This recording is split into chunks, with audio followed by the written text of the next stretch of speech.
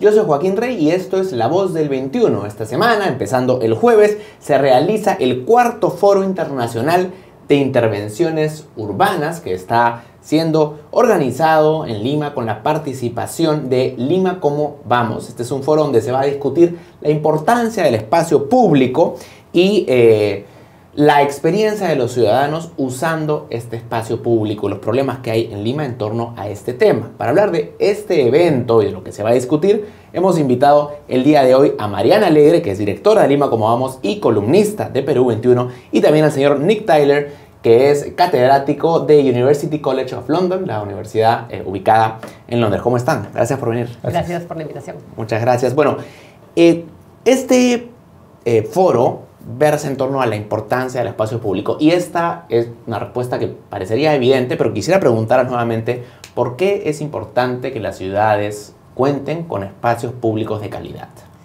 Bueno, es quizá, como bien dices, podría ser una pregunta obvia, pero en realidad es donde las personas se encuentran, ¿no? Y es el lugar donde estamos todos y que debiera tratarnos en igualdad de condiciones. Es el lugar más democrático. El metropolitano como espacio público también que acaba siendo nos trata igual, así seamos, no sé, estudiantes o gerentes. Y la calidad del espacio público determina el comportamiento de la sociedad, ¿no? Es justamente en el espacio público donde las grandes revoluciones ocurren, pero también donde surgen pues las grandes ideas, los amigos y esa calidad de estar en un lugar en el que uno pueda estar tranquilo, caminando, yendo donde tenga que ir, es tremendo para nuestra calidad de vida. Y debiera ser el espacio público una suerte de ecualizador, en el sentido de que uno tiene una vivienda un poco en función a su estatus económico, pero el espacio público debería ser de la misma calidad sin importar tu nivel de ingresos, pero no siempre es así, porque probablemente los espacios públicos en San Isidro no tienen la misma calidad que los espacios públicos en Puente Piedra, ¿no? Entonces ahí también hay, entiendo yo, un rol del Estado para proveer la misma calidad hacia todos. Sí, porque el espacio público realmente es el espacio entre la vivienda y las otras cosas que podemos hacer. Entonces es muy importante que si queremos hacer las cosas para nuestra vida, para trabajar, para educarnos, para hacer las compras o cualquier cosa, necesitamos el espacio público para alcanzar estos lugares. Y si no tenemos este espacio disponible y accesible para nosotros, no podemos hacer las actividades. Entonces es algo muy antidemocrático, pero no tener un espacio público. Y hablábamos antes que además hay otros temas, además de las condiciones económicas de cada quien, que también limitan el uso del espacio público. Por ejemplo, en Lima, una persona con alguna discapacidad no puede disfrutar de la misma manera un espacio que una persona que camina con normalidad, digamos. ¿Qué otros factores pueden limitar el disfrute del espacio público? Bueno, por un lado, el mismo diseño del espacio público está pensado para una persona promedio que suele ser masculina y sana, ¿no? Adulto, hombre y sano. Eso significa que en realidad no es una persona promedio, porque en promedio las mujeres son más que los hombres incluso. No, y además se eliminan todos los atributos de diversidad que podemos tener los ciudadanos, ¿no? Mujeres, personas LGTBI, niños, adultos mayores, personas con discapacidad o con movilidad reducida, como lo mencionabas. Ahora que tenemos estos fenómenos vinculados a la migración, migrantes, ¿no? Entonces, lograr espacios que permitan dar oportunidades en condiciones de igualdad a todas las personas es sumamente retador. Y un poco la idea del foro y de la discusión que atañe no solamente a Lima, sino a todas las ciudades del país y de América Latina, entender cómo desde el espacio público puedes crear mejores condiciones, dar oportunidades y al mismo tiempo crear ciudadanía. Este punto que has mencionado sobre que el espacio público está pensado para los hombres me parece interesante. ¿Cómo es que una mujer se siente discriminada en un espacio público? Yo les cuento, por ejemplo, el año pasado, en la tercera edición del foro, presentamos la experiencia de la organización Plan Internacional, que había hecho con niñas y con adolescentes un mapeo de lugares seguros en el espacio público. Es muy triste darnos cuenta que en el mapa los lugares donde ellas se sentían seguras eran dentro de los centros comerciales. y no en la calle. Que no no, en el espacio parque. público, el centro comercial no es un espacio público. Y no es un espacio público, exactamente. Es, ¿no? es privado, Es con de uso ciertas público, características. pero es privado. Ajá. Entonces encontraban lugares de encuentro y de seguridad en lugares privados y no en el parque, no en el paradero, no en la calle, que eran más bien espacios de agresión, de acoso sexual, de violencia, y eso genera una serie de deterioros. Y en términos concretos, el recorrido de una mujer por la ciudad, cualquiera que ésta sea, es distinto y mucho más limitado que el del hombre. Las chicas y las mujeres en general tienen que tomar y generar estrategias para llegar seguras a casa o a su lugar de destino. En algunos casos un familiar, el novio, una persona, otra amiga, las acompaña a un paradero, las recoge de un paradero, mientras que el rol del hombre en ese mismo contexto no es así, tiene mayor libertad y eso no es nada justo. No, y además reduce la calidad de vida, ¿no? De una mujer que tiene que estar permanentemente preocupándose por su seguridad en el espacio público es una situación de estrés permanente. Cotidiana. Que tiene un impacto sobre la calidad de vida. Y también imagino que los niños de alguna manera pueden ser discriminados, porque el espacio público, como mencionaba Mariana, está diseñado un poco pensando en una persona de una estatura, ¿no? Y los niños deberían ser quienes más disfrutan del espacio público, ¿no? Sí, es muy importante también porque los niños eventualmente son adultos. Y si no tiene este concepto de libertad dentro del espacio público como niño, no van a tenerlo como adulto, hombre o mujer. Entonces pienso es muy importante que diseñamos la ciudad para los niños, para su altura, para su capacidad para correr, para de movimiento, moviendo, etcétera, etcétera. Podemos hacer muchas cosas para ayudar a ellos, para mejorar la vida para todas las otras personas, especialmente las mujeres, porque las mujeres tienen cuidado con los niños más que los hombres, usualmente. Y es un problema doble para ellos, porque tienen su propio problema y el problema de sus niños. Te quisiera preguntar, Nick, tú, bueno, vienes de un entorno académico en Londres, pero me imagino que has visitado otras ciudades de Latinoamérica o conoces algunos casos. ¿Cómo estamos en Lima en términos de calidad del espacio público con relación a otros países de la región o a otros países de similares niveles de ingresos, digamos? Bueno, yo pienso de otras ciudades en América Latina, por ejemplo, Santiago, Buenos Aires, Sao Paulo, son ciudades muy diferentes, Bogotá es otra.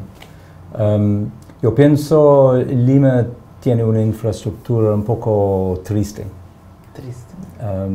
Es un poco cansada, ¿no? porque realmente la inversión en la infraestructura buena para las personas no es tan bueno aquí, como por ejemplo en Santiago. Hablamos de veredas, por ejemplo. Las veredas es un ejemplo, los cruces peatonales, las condiciones de semáforos para los peatones. Pensamos los semáforos para los conductores de autos, pero no realmente para los peatones. Entonces los peatones deben esperar para su luz verde, pero están respirando toda la contaminación de los vehículos durante esta espera. Entonces estamos causando muchas enfermedades respiratorias para los peatones porque el sistema de tráfico. Y en Lima, ¿por qué tenemos, por ejemplo, intervalos de semáforos de 180 segundos en rojo, por ejemplo, para los autos? Los peatones están esperando por este tiempo. Es bastante. Sí. Y otras ciudades no tienen eso. A mí me llama la atención en general cómo se privilegia el automóvil en general en el diseño de la ciudad. Y es evidente que mucho menos gente se mueve en automóvil privado que caminando o en transporte público. Entonces, ¿por qué continuamos casi como inercialmente haciendo obras que privilegian al automóvil por sobre el peatón? Se me viene a la cabeza, por ejemplo, el nuevo pase elevado que se ha hecho en la avenida Armendáriz, ¿no? Que básicamente es para carros. Sí, arruinando la vista al mar, que ya estaba siendo un poco deteriorada, ¿no? Sí. Pero ¿por qué esta inercia? Porque si es, incluso políticamente uno pensaría que es más rentable hacer cosas para que las use la mayoría de gente. Sin embargo, seguimos apostando más votos, por lo menos, ¿no? Claro, uno pensaría eso. Sí, pero ¿sabes qué pasa? Que finalmente el conductor, por justamente la posibilidad de tener un vehículo, tiene mucho poder. Entonces, el quien tiene mucho poder tiene mucha voz. Entonces, esa voz que se expresa a partir del reclamo, que puede ser sentido... Tiene mucho poder porque usualmente está asociado con un estatus socioeconómico más alto. Así es, por supuesto. O sea, que tiene la capacidad de poder comprarse un vehículo, incluso un vehículo relativamente antiguo, pequeño, igual tienes más dinero que no. O sea, el ciudadano común usa transporte público, entonces camina... es más influyente, digamos. Es más influyente, no porque sean muchos, sino porque son más poderosos. Claro. Y además porque los líderes de opinión, la gente que está en los puestos públicos... Se mueven en carro. Se mueven en auto. Entonces, no hay esta sensación de empatía. Y hay otro problema, que es que el usuario del transporte público no tiene cómo organizarse. Fíjate cómo los usuarios de la bicicleta, aunque sea, tienen a la bicicleta como símbolo para poder generar una masa crítica.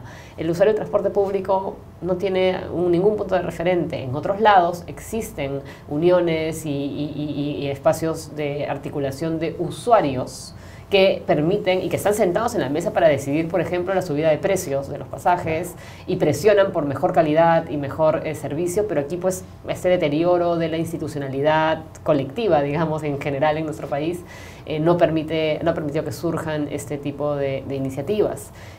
Nosotros desde Lima Cómo Vamos somos parte de la mesa ejecutiva para el tránsito y movilidad urbana que promovió el gobierno nacional. Pero somos los únicos representantes de la sociedad civil que están buscando recoger la voz, por ejemplo, del usuario del transporte público, de la bicicleta y de los peatones. Hay otros colegas de la sociedad civil que también están impulsando procesos de movilidad urbana, pero claro, no está sentada en esa mesa un grupo activista de bicicleta y es a quienes nosotros estamos sí buscando para que podamos ser intermediarios de esas voces, ¿no? Mencionabas este tema que me pareció interesante de cómo algunos espacios privados, como centros comerciales, ofrecen eso que los espacios públicos a veces no ofrecen, ¿no? Y me parecería interesante escuchar qué otros espacios de colaboración, porque esto se puede ver como una oportunidad también, ¿no? Que desde el lado privado se puedan dar espacios de calidad. Hay espacios para colaboración entre el sector público y el sector privado para dar más espacios, por lo menos de uso público, por ejemplo, en la experiencia internacional. Sí, estamos pensando mucho más en las inversiones privadas en, por ejemplo, las estaciones de ferrocarriles, de buses, etc. Y yo pienso posiblemente es más fácil, por ejemplo, en Londres, porque los usuarios de transporte público en Londres son una mezcla mucho mayor en Londres que aquí en Lima. Sí. Entonces, en un bus podemos observar el director de una empresa y la limpiadora en el mismo bus. Y esa es una característica que no puedo encontrar aquí. Claro, la diversidad. Y esa es una diferencia porque el problema. Porque eventualmente, entonces, por inversión en transporte público, el cobro de congestión en Londres, por ejemplo, es una inversión en transporte público. Si pudieras definir para los que no saben, ¿qué es el cobro de congestión en Londres? Okay.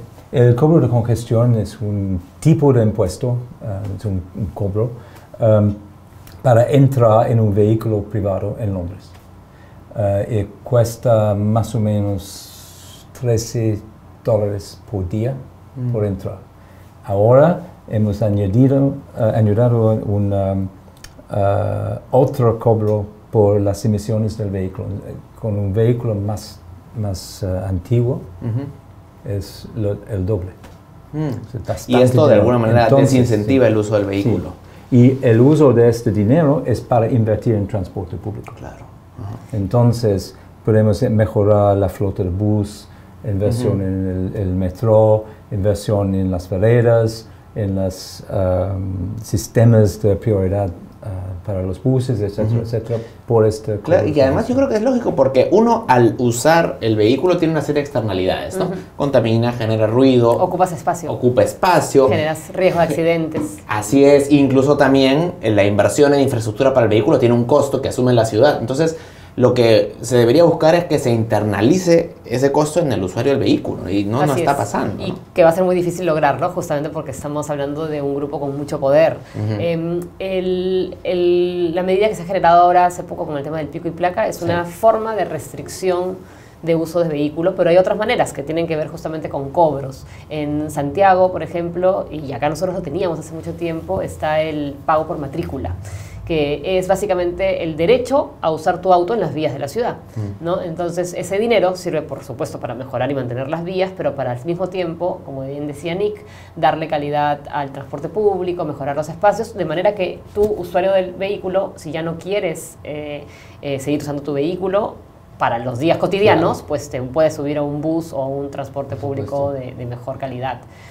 Cuando hablamos de esto, muchas personas nos dicen, pero entonces primero mejoren el transporte público para yo migrar al vehículo. Sí, esa es una respuesta típica, ¿no? Entonces, pero no, o sea, venimos no haciendo nada tanto tiempo que en este momento corresponde grabar al usuario, al más privilegiado, que es el usuario del auto, versus el... Y la manera más efectiva es mediante este tipo de mecanismos que son como impuestos son dirigidos, tasas, ¿no? El pico y placa, ¿qué te parece? El pico y placa suele funcionar... O sea, en teoría funciona cuando hay mucho parque automotor. Cuando ¿Qué es el caso de Lima? Que no es el caso de Lima. Ah, no. Lima es Mucha una de las ciudades sí, que tiene menos vehículos por 1000 habitantes, que es la fórmula como se calcula de América Latina. Wow. Y incluso en los lugares donde se ha implementado, en el largo plazo, hay estudios que demuestran que no ha funcionado. Porque, claro, estamos hablando nuevamente de un grupo de gente con poder y con dinero que pueden tener la posibilidad de comprarse un segundo vehículo, claro, que va a ser de segunda y de peores emisiones, claro, y por lo tanto ni el efecto ambiental esperado ni el de congestión se estarían resolviendo. Solo crece el parque automotor a largo plazo. Ahora, el modelo que estamos implementando en Lima es distinto, ¿no? Porque se ha implementado sobre unas vías específicas que... En el marco de los Panamericanos. En el marco de los Panamericanos estamos ahorita en el modelo de prueba, ya desde ayer han empezado a poner las multas. Me preocupa de este piloto, que bueno, vamos a ver los resultados, cómo se va a redistribuir el tráfico a las vías paralelas, en concreto las auxiliares de las vías expresas donde va transporte público. Entonces, si ya iba lento el bus, ahora cómo va a ir. Sí, eso habrá que verlo. Bueno, el evento, entonces empieza el día jueves, ¿cómo podemos participar? Sí. ¿Cómo la gente se puede involucrar? Bueno, son todos invitados a participar, el evento es gratuito, solamente hay que inscribirse vía la plataforma de Join Us para sacar una entrada. Hay una serie de paneles y de presentaciones de experiencias, son entre 130 y 150 especialistas exponiendo y comentando en los paneles en estos 3 días de actividades. Van a haber algunos talleres de distinto tipo y recorridos por la ciudad. Además, el domingo, un grupo de voluntarios del 100 en un día en Lima están organizando un festival que se llama 100 en 1, que son 100 intervenciones urbanas en el centro histórico de Lima. Entonces va a haber un día de fiesta para todos, totalmente libre y gratis. Como tema, digamos, más de como acompañamiento y de seguimiento, nosotros estamos haciendo el foro por 4º año, pero este año estamos alojando el Placemaking Latinoamérica, que es una red y un movimiento global justamente de hacer espacios públicos. Y estamos el día jueves, que estamos inaugurando el foro, firmando con el alcalde de Lima el Pacto por los Espacios Públicos, donde hay una serie de principios y compromisos en torno a eso que hemos estado hablando en la entrevista, pero que da inicio a un proceso de identificación por parte de la municipalidad de metas e indicadores concretos que deben cumplir a lo largo de los siguientes 3 años y que nosotros vamos a fiscalizar. Originalmente habíamos pensado firmar con el alcalde de Lima e invitar a los demás alcaldes a adherirse, pero ya nos están llamando alcaldes tanto de Lima como del país diciendo que quieren sumarse, lo cual nos llena de alegría, así que vamos a recibir también esas adherencias e iniciar los procesos con los municipios. Así que si de repente algún alcalde quiere sumarse, todavía está bienvenido.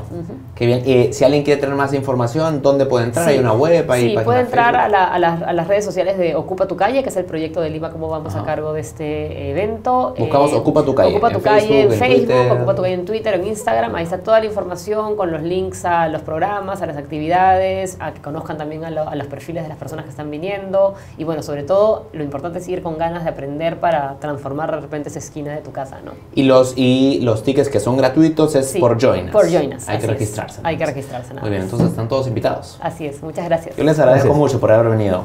Nick Tyler, profesor de University College of London en temas urbanos, y Mariana Alegre, directora de Lima Cómo Vamos y columnista de Perú 21. Ya saben, están todos invitados a este 4º Foro Internacional de Intervenciones Urbanas que empieza este día jueves. Sigan atentos a la programación de Perú 21 Televisión. Con permiso.